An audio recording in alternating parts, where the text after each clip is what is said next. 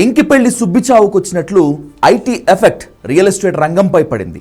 Artificial intelligence రంగంతో టెక్కీల ఉద్యోగాలు ఓడిపోతున్నాయి.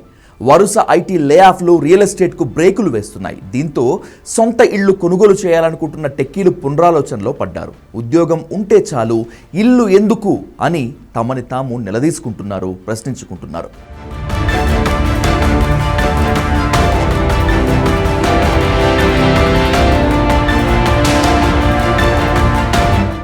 Artificial ఇంటెలిజెన్స్ను తలుచుకుంటే software ఉద్యోగుల గుండెల్లో రైళ్లు పరిగెడుతున్నాయి. ఎప్పుడు ఎవరి ఉద్యోగాలు పోతాయో తెలియని దుస్థితి ఉంది. ఏఐ దెబ్బకు కింది స్థాయి సిబ్బంది నుంచి వైస్ ప్రెసిడెంట్ల వరకు టెన్షన్తో బతుకుయిడిస్తున్నారు. ప్రస్తుతానికి లే ఆఫ్స్ ప్రభావం ఐటీ నిపుణుల జీవనశైలి, రియల్ ఎస్టేట్ మార్కెట్పై స్పష్టంగా కనిపిస్తోంది. ఈ ప్రభావం ఐటీ రంగంపై ఆధారపడిన రియల్ ఎస్టేట్ మార్కెట్లో మార్పులు కనిపిస్తున్నాయి. ఉద్యోగాల్లో కోతల వల్ల ఇప్పటికే ఇల్లు కొన్నవారు ఈఎంఐలు కట్టలేక ఇబ్బంది పడుతున్నారు. మిగిలిన ఉద్యోగులు భవిష్యత్తుపై భయంతో కొత్త కొనుగోళ్లను వాయిదా వేస్తున్నారు. ఖరీదైన ఇళ్ల నుంచి తక్కువ ధరలో ఇళ్లను కొనుగోలు చేయాలని భావిస్తున్నారు. తమ ఆర్థిక భారాన్ని తగ్గించుకునేందుకు ఖరీదైన ఇళ్లకు బదులుగా తక్కువ ధర ఉన్న ఇళ్లను ఎంచుకుంటున్నారు టెక్ నిపుణులు. ఐటీ ఉద్యోగులు అప్రమత్తంగా ఉంటున్నారని, ఇళ్ల కొనుగోలుతో రుణభారాన్ని పెంచుకునేందుకు సిద్ధం కావటం లేదని రియల్ ఎస్టేట్ వర్గాలు చెప్తున్నాయి. మరోవైపు ప్రస్తుతం ఐటీ రంగం క్లిష్ట పరిస్థితుల్లో ఉన్నప్పటికీ దీర్ఘకాలికంగా ఏఐ ఆధారిత సేవలు కొత్త అవకాశాలను సృష్టించవచ్చని నిపుణులు భావిస్తున్నారు.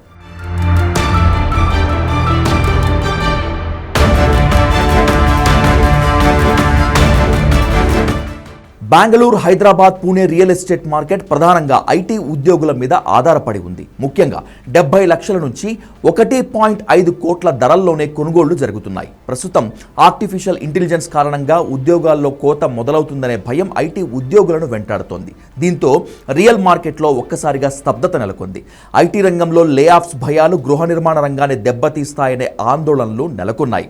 ఐటీ హబ్లైన హైదరాబాద్, బెంగళూరు, పూణేలలో ఇళ్ల విక్రయాలపై ప్రభావం ఉందని నైట్ ఫ్రాంక్ ఇండియా నివేదికలో వెల్లడైంది. ముఖ్యంగా మధ్యస్థాయి ఇళ్ల విక్రయాలు బాగా పడిపోయినట్లు తెలిపింది. ఖరీదైన ఇళ్ల అమ్మకాలు పెరిగాయి. దీనికి కారణం అధిక ఆదాయ వర్గాలు ఇళ్ల కొనుగోళ్లను కొనసాగించడమే. ప్రస్తుతం అంతర్జాతీయంగా నెలకొన్న పరిస్థితులతో కన్సాలిడేషన్ జరుగుతోందని నైట్ ఫ్రాంక్ ఇండియా వెల్లడించింది. దీనికి తోడు ఐటీ రంగంలో నెలకొన్న అనిశ్చితి కూడా ప్రభావం చూపుతోందని తెలిపారు. ఐటీలో ఉద్యోగాల కోత, కొత్త నియామకాలపై అనిశ్చితి, ఆర్థిక భారం, ప్రపంచవ్యాప్తంగా నెలకొన్న ఆర్థిక పరిస్థితులు రియల్ ఎస్టేట్పై చూపిస్తున్నాయి. గత ఏడాది ఇళ్ల విక్రయాలు 14% తగ్గాయి. కొనుగోలు అయ్యే ఇళ్ల సంఖ్య తగ్గినా విలువ పరంగా మాత్రం 6% పెరిగింది. అయితే మార్కెట్లో పరిస్థితులు మరీ బలహీనంగా లేవు. ఐటీకి హబ్గా మారిన హైదరాబాద్పై ప్రభావం ఎక్కువగా కనిపిస్తోంది. కొత్త ప్రాజెక్టుల ప్రారంభాలు తగ్గాయని, అద్దె ధరల పెరుగుదలలోనూ మందగమనం నెలకొంది. అయితే హైదరాబాద్కు సంబంధించి ఆర్థిక ఐటీ వ్యవస్థల పునాదులు బలంగా ఉండటంతో కొనుగోళ్లు వేగంగానే పుంజుకుంటాయని రియల్ నిపుణులు అంచనా వేస్తున్నారు.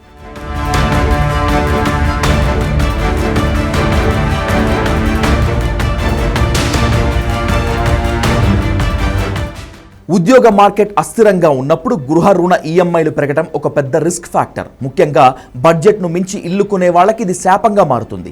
భార్యాభర్తలిద్దరూ సంపాదిస్తున్నప్పటికీ భారీ ఈఎంఐలు, రోజువారీ ఖర్చుల తర్వాత చేతిలో నగదు మిగలటం కష్టమవుతోంది. స్థిరమైన ఖర్చులు నెలవారీ మిగులు ఆదాయాన్ని ఎంత వేగంగా హరిస్తాయనే విషయాన్ని చాలా మంది అంచనా వేయలేకపోతున్నారు. దీనివల్ల మెడికల్ ఎమర్జెన్సీలు లేదా ఇతర ఆకస్మిక ఖర్చుల సమయంలో ఇబ్బందులు ఎదురవుతాయి. ప్రపంచవ్యాప్తంగా ఐటీ రంగంలో సంక్షోభం కొనసాగుతోంది. అనేక కంపెనీల్లో లే ఆఫ్ జరుగుతూనే ఉన్నాయి. ఈ ఏడాది మొదటి 3 నెలల్లోనే ప్రపంచవ్యాప్తంగా 72,000 మందికి పైగా ఉద్యోగాలు కోల్పోయారు.